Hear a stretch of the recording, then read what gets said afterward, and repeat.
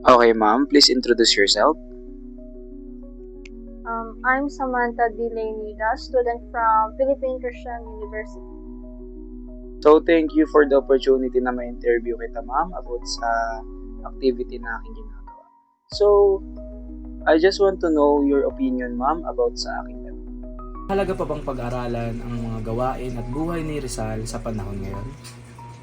In my opinion, mahalaga pa rin pag-aralan ang buhay na ginawa ni Jose Rizal sa panahon natin ngayon dahil ang kanyang mga aral tungkol sa edukasyon, pagmamahal sa bayan at responsableng pagkamamayan ay mananatiling mahalaga.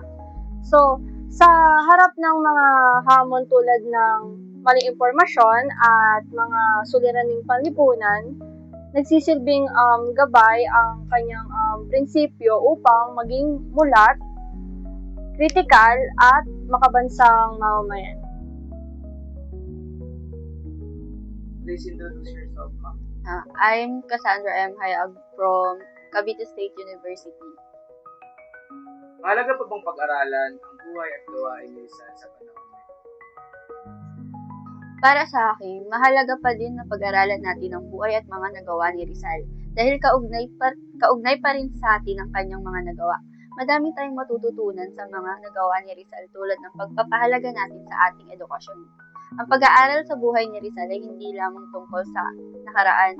Ito ay tungkol din sa kung paano natin magagamit ang kanyang mga aral sa kasalukuyan. Ako nga pala si Mary Catherine Arandia. Ako ay 37 years old. Ako ay isang worker.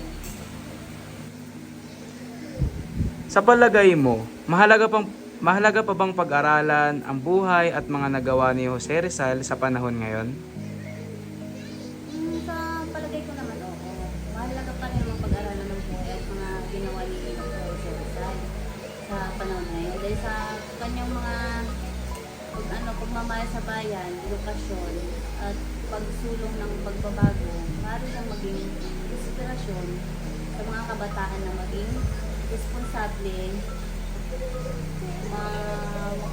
mga makabayan, at matapang sa paggawa ng tama. Base sa mga naging sagot ng aking mga in-interview, napakahalaga talaga ng naging epekto ni Rizal sa ating lipunan. Mula noon hanggang sa maging ngayon, dahil sa mga sinulat niyang libro katulad na lamang ng Noli Me Tangere at El Filibusterismo, nagkaroon ng tapang at apoy sa dibdib ang mga kabataan nakakabasa nito. Nagkaroon sila ng motibasyon upang gawin ang tama at ipagpatuloy kung ano man ang naiwan ng ating pambansang bayani, Dr. Jose Rizal. Isa-isahin natin ang nabanggit ng aking mga na-interview. Katulad na lamang ng epekto ni Jose Rizal sa edukasyon. Ang naging epekto ni Jose Rizal sa edukasyon ay hindi natatapos noon. Hanggang ngayon ay napakalaki talaga ng epekto niya sa edukasyon. Dahil ipinakilala o inintroduce sa atin ni Rizal kung gaano kahalaga ang pagkakaroon ng sapat na kaalaman, pagkakaroon ng sapat na edukasyon sa ating isip at sa ating lipunan. Dahil ang lahat ng laban ay hindi lamang nasusukot sa pisikal, sa lakas, sa dugo, o sa kung ano mang kaya mong ibigay, kundi naisusukat din sa talino na meron ng iyong utak. Kaya napaka galing ng nagawa ni Rizal dahil binigyan niya tayo ng mas malaking sindata. Hindi yun yung katawan na meron tayo. Hindi yun yung lakas na meron tayo. Kundi yun yung talino ng utak, talinong hindi magpaloko, talinong hindi dapat hanggang dito lamang, kundi yung talinong pinapaalala sa atin na tayo ay mga Pilipino. Hindi lamang tayo ginagawang alipin, hindi lamang tayo sinasaktan, o hindi lamang tayo inuutos-utusan, kundi tayo ay Pilipino. Magkaroon tayo ng sariling dangal, magkaroon tayo ng sariling ating. Bukod sa edukasyon, isa rin ang pagmamahal sa bayan. Pagmamahal sa bayan o sa bansa na ating sinalangan. Dahil sa ginawa ni Rizal, tinuruan niya lamang tayo hindi maging matalino Tinuruan niya tayong mahalin kung ano ang atin. Tinuruhan tayo na hindi lamang ipinapakita sa salita, kundi sa gawa. Sa pamamagitan ng kanyang mga isinulat at sakripisyo, ipinakita niya na ang tunay na pagmamahal ng Pilipinas ay may kasamang tapang, malasakit at kahandaang gumawa ng kabutihan para sa ating kapwa. Pangatlo, ang pagiging responsableng Pilipino. Ang buhay ni Rizal ay nagsisilbing halimbawa ng pagiging responsableng Pilipino.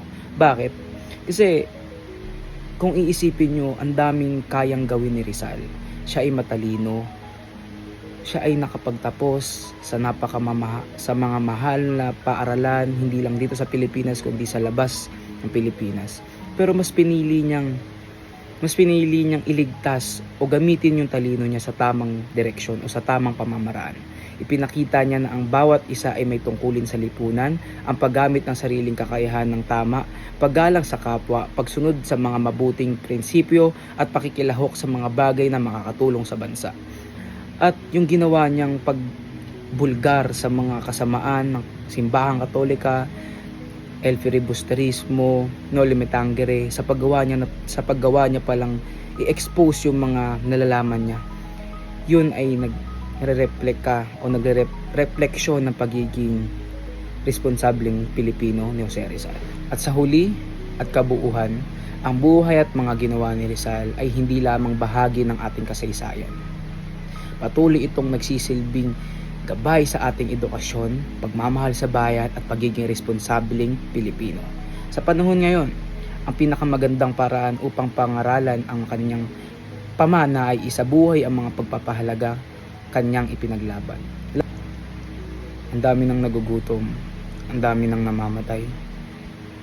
Lumabas ka sa bahay nyo, baha, gigising ka para magtrabaho, tapos yung sweldo mo hindi mo makukuha ng buo. Kaya ikaw nanonood, Pilipino ka. Gamitin mo ang iyong talino. Gamitin mo ang iyong isip. Hindi lamang ang iyong katawan. Gamitin mo ang iyong talino upang magbumoto ng tama. Bumoto ng matalino. At sa huli, tama si Jose Rizal. Kabataan ang pag-asa ng bayan. Tayo ang pag-asa ng bayan. Peace out.